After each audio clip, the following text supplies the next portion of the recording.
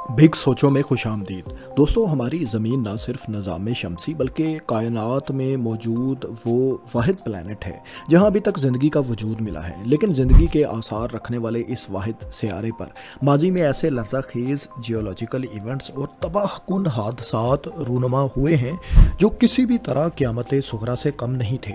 इन वाक़यात के बायस रोए ज़मीन पर ज़िंदगी का वजूद हमेशा ही वल्नरेबल रहा है। सुनामी और ज़लज़ले मुख्तलिफ़ औक़ात में अपना कहर ढाते रहे और एक एक वाक़े के नतीजे में लाखों इंसान और जानदार लुक़्मे अजल बनते रहे हैं। यही नहीं, बाज़ औक़ात ये वाक़यात ज़मीन के जग़राफ़ियाई हालात में बड़ी बड़ी तब्दीलियों का बायस भी बने। कभी इन वाक़यात के बायस ज़मीन की गर्दिशी रफ्तार में फ़र्क आया तो कभी दरियाओं ने मुखालिफ सिमत में बहना शुरू कर दिया। कभी ज़मीन का मैस रीशिफ्ट होता रहा तो कभी नॉर्थ और साउथ पोल्स की पोजीशंस भी तब्दील होती रहीं। आम तौर पर जियोलॉजिकल प्रोसेस यानी अर्ज़याती अवामिल इंतहाई सुस्त रवि से वकू पज़ीर होते हैं। दरियाओं का खुश्क हो जाना, ज़रख़ेज़ ज़मीनों का सहराओं में बदल जाना, ग्लेशियर्स पिघल कर ख़त्म हो जाने में साल हा साल लग जाते हैं। लेकिन 66 मिलियन साल पहले एक ऐसा हादसा रुनुमा हुआ जब ज़मीन के हालात व वाक़यात महज एक दिन में तब्दील होकर रह गए, जिसे तारीख़ में क्रिटेशियस पेलेजियन एक्सटिंक्शन क्राइसिस के नाम से जाना जाता है। इस हादसे के बायस ज़मीन दहल कर रह गई, जानवरों और पौधों की हज़ारों इकसाम नापेद हो गईं, बरसों सूरज की रोशनी ज़मीन तक ना पहुंच सकी और हर तरफ रात जैसी तारीकी सी छाई रही।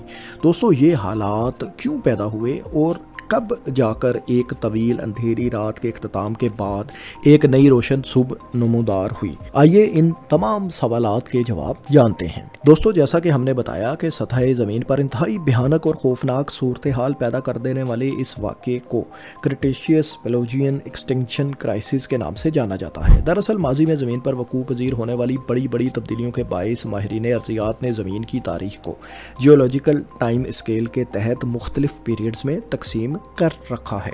इन मुख्तलिफ टाइम पीरियड्स में क्रिटेशियस पीरियड और पेलेजियन पीरियड इंतहाई अहमियत के हामिल हैं। इन दो वाक़यात के दरमियान या इन दो पीरियड्स के दरमियान तकसीम की बुनियाद आज से 66 मिलियन साल पहले यानी तकरीबन 6 करोड़ 60 लाख साल पहले पेश आने वाला यही मैस एक्सटिंक्शन इवेंट है, जब महज एक वाक़े के नतीजे में जानवरों और पौधों की 75% यानी 3/4 इनवा सफ़े हस्ती से मिट गईं और ज़मीन पर एक बायोटिक क्राइसिस पैदा हो गया। अब सवाल जहन में ये आता है कि ये सब आखिर कैसे हुआ? तो दोस्तों, माहिरीन के मुताबिक 66 मिलियन साल पहले खला में मौजूद एक एस्टेरॉयड यानी एक बड़ा सियारचा जो मार्स यानी मरीख और जुपिटर यानी मुश्तरी के दरमियान मौजूद एस्टेरॉयड्स की पट्टी में शामिल था, जुपिटर की ग्रेविटेशनल फोर्स में किसी गड़बड़ के बायस अपने रास्ते से भटक गया। एक बार जब ये सियारचा मुश्तरी की ग्रेविटेशनल बाइंडिंग यानी कशिश शकल के हसार से निकलकर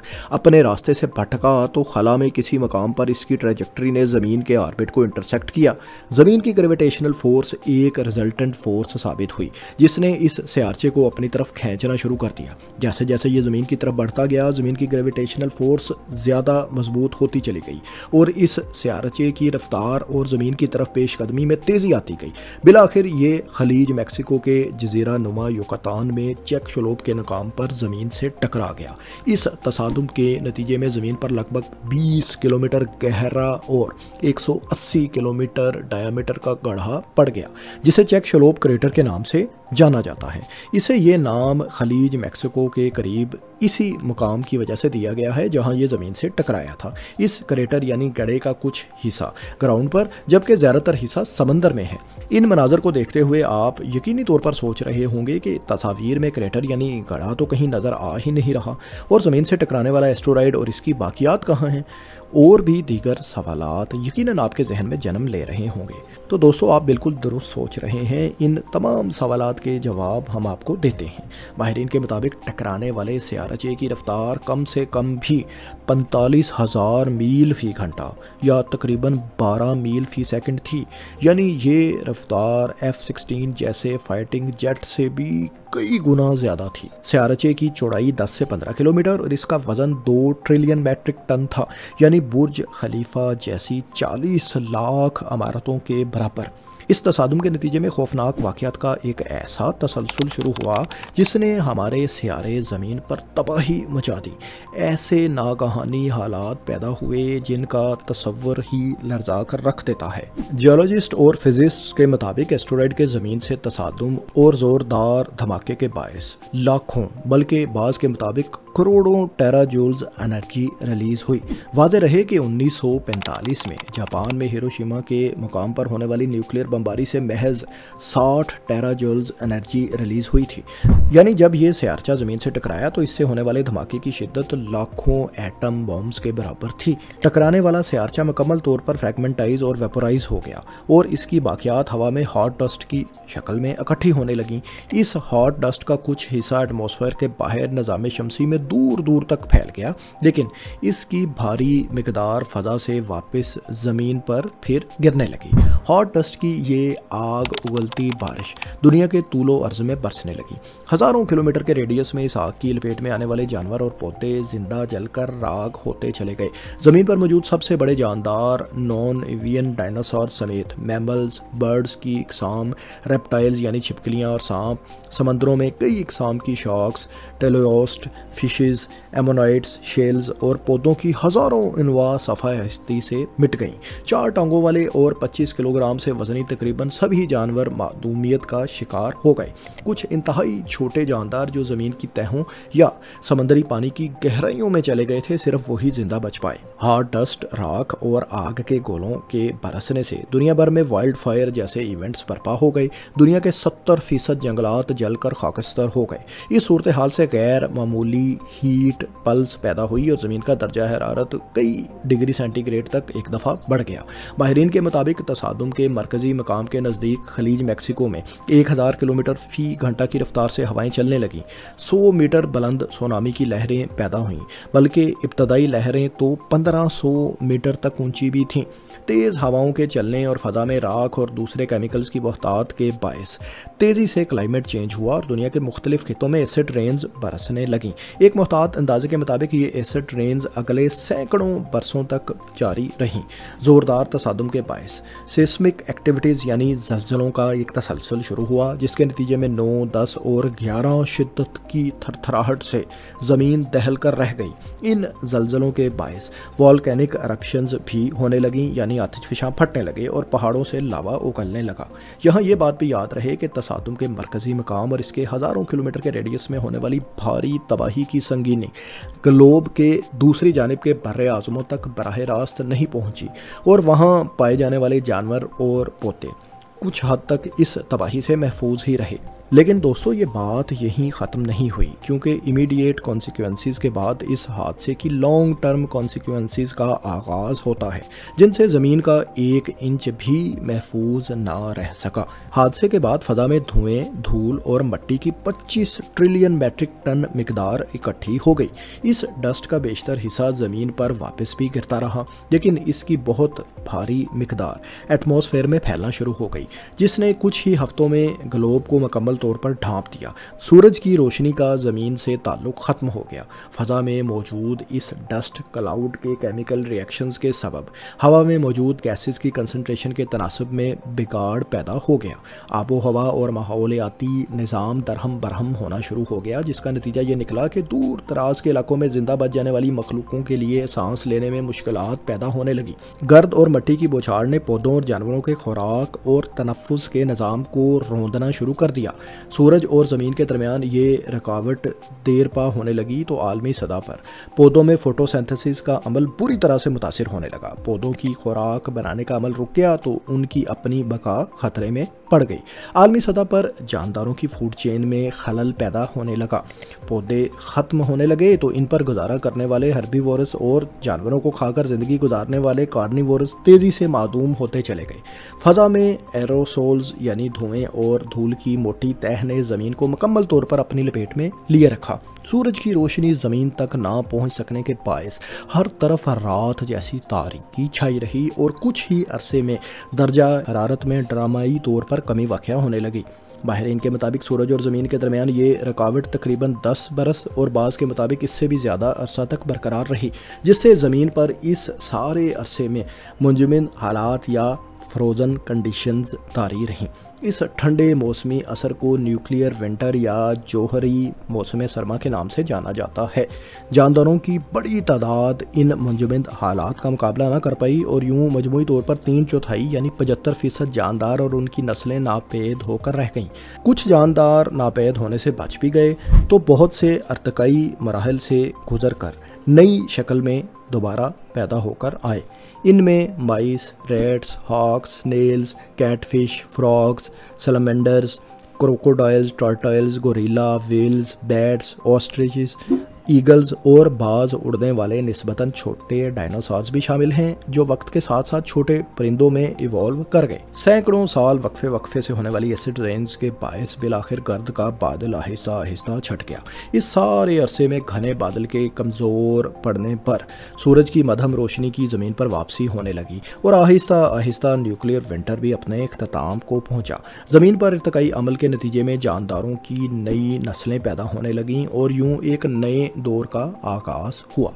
لیکن دوستو، سوال یہ پیدا ہوتا ہے کہ یہ حادثہ آیا صرف ایک مفروضہ ہے یا کوئی حقیقت بھی ہے کہ 66 ملین سال پہلے زمین پر کوئی سیارچہ ٹکرایا تھا اور اس کے باعث میس ایکسٹنکشن رونما ہوئی تھی؟ اور کیا اس سب کی تصدیق کرنے کے لیے کوئی ایویڈنسز بھی موجود ہیں؟ تو آئیے اس کا جائزہ لیتے ہیں۔ 1978 میں میکسیکن اسٹیٹ آئل کمپنی کے ماہرین اور جیو فزسٹ خلیج میکسیکو اور یوکاتان پیننسولا میں تیل کے ذخائر تلاش کرنے کے لیے کام کر رہے تھے۔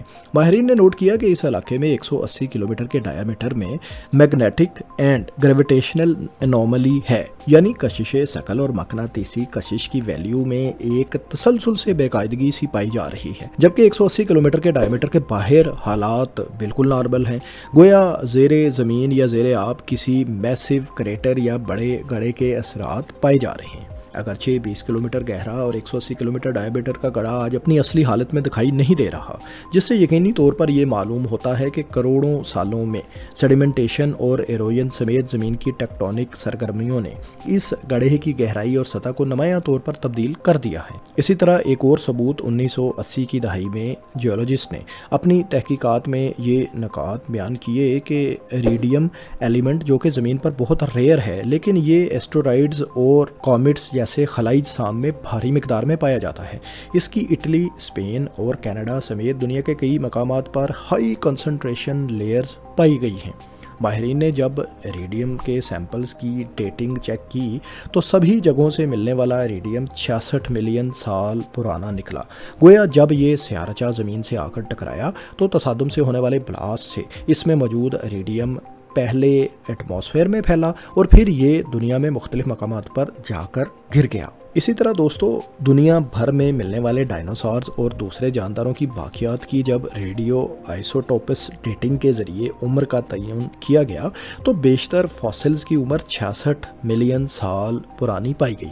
یہ بات بھی درست ہے کہ چند ڈائناسورز کی باقیات 145 ملین سال سے 230 ملین سال پرانی بھی ہیں، لیکن 66 ملین سال پرانے فاسلز زیادہ تعداد میں پائے گئے ہیں، جو کہ اس واقعے کی سچائی کی طرف ایک شہادت سمجھے جا سکتے ہیں۔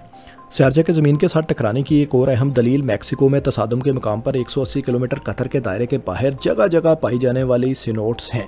زیر زمین پائی جانے والی یہ سینوٹس اور سنک ہولز ایک طرف جہاں ریسرچرز کے لیے اہمیت رکھتی ہیں تو وہیں دنیا بھر سے آنے والے سیاحوں کی توجہ کا مرکز بھی ہیں۔ ماہرین کے نزدیک زمین کے اوپر اور زیر زمین پائی جانے والی یہ غاریں اور گڑھے اور ان غاروں میں موجود پانی کے تالاب اس حادثے کے نتیجے سے ہی وجود میں آئے تھے۔ ان کے اندر مزید تحقیقات اور ڈرلنگ کے نتیجے میں ٹیکٹائز اور ریڈیم کے سیمپلز بھی دریافت ہوئے جو کہ خلا میں پائی جانے والے جسام کے اجزاء ہیں اور ایسٹرائڈ امپیکٹ کی حقیقت کو مزید تقویت پہنچاتے ہیں۔ दोस्तों चेक शलोब क्रेटर वाला वाक़या तो ज़मीन की तारीख़ का बहुत बड़ा वाक़या था, लेकिन अमूमी हालात में छोटे छोटे पत्थर टूट कर रोज़ाना की बुनियाद पर गिरते रहते हैं, लेकिन ये ज़मीन पर पहुंचने से पहले ही या तो हवा की रगड़ से ख़त्म होकर धूल बन जाते हैं या साइज़ में इतने छोटे होते हैं कि वो किसी काबिल ज़िक्र नुकसान का बायस ही नहीं बनते। बाज़ औक़ात कुछ बड़े साइज़ के पत्थर ज़मीन पर गिरने से पहले जल कर ख़त्म तो हो जाते हैं, लेकिन इनकी पैदा करदा शॉक वेव इंतहाई ख़तरनाक साबित होती हैं। ऐसा ही एक वाक़या फरवरी 2013 में रूस के शहर चेल्याबिंस्क में पेश आया, जब एक मेटियोर ज़मीन की सतह से 30 किलोमीटर ऊपर एटमॉस्फेयर में ही जलकर भस्म हो गया। इसका साइज़ 20 मीटर था और ये 19 किलोमीटर फी सेकंड की स्पीड से नीचे आ रहा था। मेटियोर के जलते हुए नीचे आने की फुटेज 200 किलोमीटर दूर सड़क पर चलती गाड़ी के डैशबोर्ड में लगे कैमरे ने महफूज कर ली, जो आप देख रहे हैं। इस वाक़े के नतीजे में एक शदीद शॉकवेव पैदा हुई, जिसे रूस के 6 शहरों में महसूस किया गया। इस शॉकवेव से 7200 इमारतों के शीशे टूट गए और 1500 अफराद इनसे ज़ख्मी होकर अस्पताल पहुंचे। ये अपनी नवीयत का गुज़िश्ता 100 साल का सबसे बड़ा वाक़या था। अगर ये पत्थर ज़मीन से टकरा जाता तो हिरोशिमा से 30 गुना बड़ी तबाही हो सकती थी। इसी तरह सितंबर 2007 में पेरू के शहर कोरनकास में एक छोटे मेटियोर के तसादम से तकरीबन 13 मीटर कतर का गड्ढा बन गया। धमाके से पैदा होने वाली शॉक वेव से करीबी गांवों की इमारतों को नुकसान पहुंचा और खिड़कियों के शीशे टूटे, जबकि कई लोग धुएं और हवा में फैली कंटेमिनेशन से मुतासिर होकर अस्पताल भी पहुंचे। नासा के माहिरीन के मुताबिक ज़मीन के करीब हज़ारों छोटे साइज़ के और सैकड़ों 1 किलोमीटर से बड़े साइज़ के एस्टेरॉइड्स खला में पाए जाते हैं। माहिरीन इन एस्टेरॉइड्स की मुकम्मल निगरानी कर रहे हैं और किसी सियारचे की ज़मीन की तरफ मुमकिन पेश कदमी या तसादम को रोकने और मुस्तकबिल में ऐसे किसी भी बड़े हादसे से बचाव के लिए खला ही में इन एस्टेरॉइड्स की ट्रैजेक्टरी तब्दील करने पर भी रिसर्च हो रही है और इसका किसी हद तक तजर्बा कामयाबी से किया भी जा सका है, लेकिन मुकम्मल हफाजत की गारंटी ज़ाहिर है इंसान नहीं दे सकता। दोस्तों ज़मीन पर बर्पा होने वाली करोड़ों साल पहले इस क़यामत खेज़ तबाही के वाक़े की तफसीलात के बारे में आपको ये वीडियो कैसी लगी और अजराम फ़ल्की और दूसरे प्लैनेट्स के बारे में आप मज़ीद क्या जानना चाहते हैं हमें कमेंट्स में बताएं। और इस तरह की तहकीकाती मालूमाती वीडियोज़ देखने के लिए हमारे चैनल को सब्सक्राइब भी कर लें। शुक्रिया।